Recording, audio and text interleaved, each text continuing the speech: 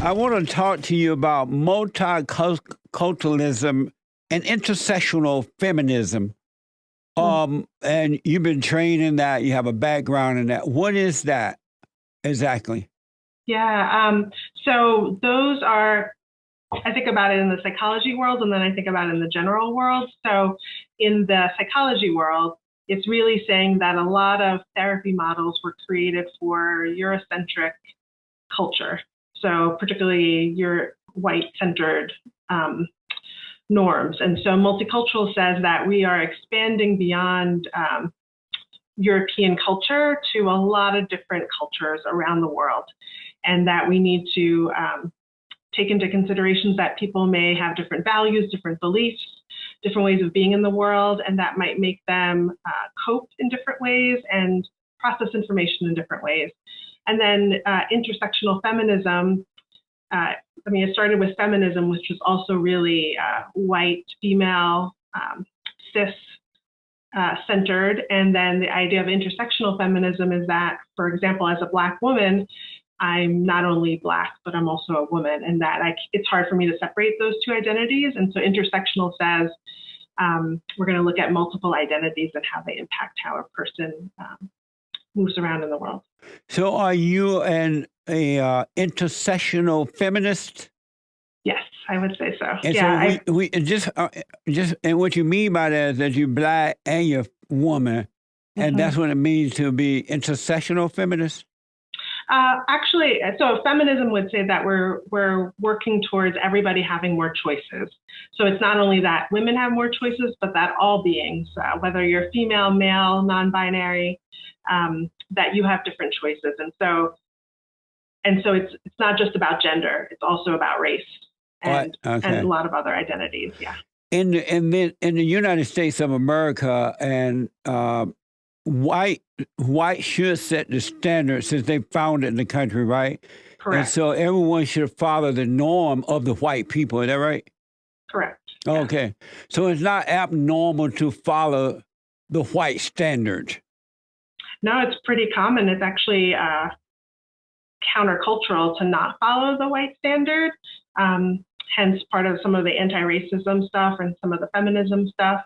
So I think when we think about white standard is just thinking about who white people have been the majority for a long time, and they've had the power for the long time. So they've shaped schools, legal system, media, clothing, all of that stuff. So that's what we mean by white centered, is just more like, if I'm going to design something, I'm going to design it around how I think and what is appealing to me and what I've learned. And so it makes sense if for the colonizers, they would design things around them. Is that a good thing to have a white standard? Is the white standard a good thing or a bad thing? I don't know if it's good or bad. I think that it's limiting because the white standard, very few people can live up to it. So when I say white standard, I mean whiteness in terms of white, cis, and when I say cis, meaning like the sex that you're assigned at birth is matches your gender. So white, cis, male, heterosexual, Christian, able-bodied, neurotypical, like that's wealthy, educated. That's the white standard. Right. And so very few people can actually live up to that. And it actually creates like poor mental health and well-being to try to strive for that when that's not who you are. What made, who made, was it God? Who made white people smarter than the rest of the folks on earth? I don't know. I don't know how many people actually believe that. But I mean, I think that because you said that it's so hard for others to live up to the high standard of white people, and so I want to know that God made white people better where everybody else is trying to live up to their standards. I mean, I guess I believe that a higher power made us all equal.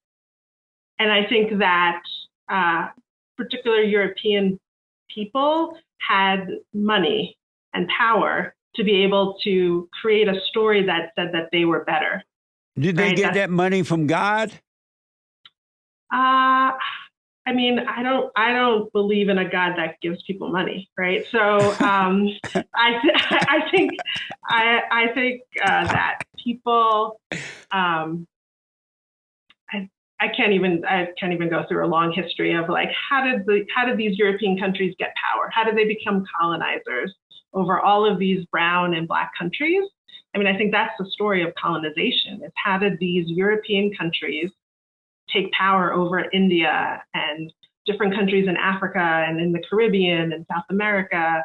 So what happened in these European countries hundreds and hundreds of years ago that made them, instead of collaborate with these black and brown countries, make them take power over these countries? You've done a lot of study on these things, and it's fascinating to you to try to figure out how white people became smarter than the rest of the world or anybody else in the world. Is that fascinating to study that and to try to come up to that standard? I think it's fascinating that white people created a story that they were smarter. I don't actually think that they are. I think that they created a story that they were smarter. So you don't you don't believe the story? No, and I think that we are missing out. I think we are missing out on all the other geniuses and all the other talents and abilities by continuing with that narrative.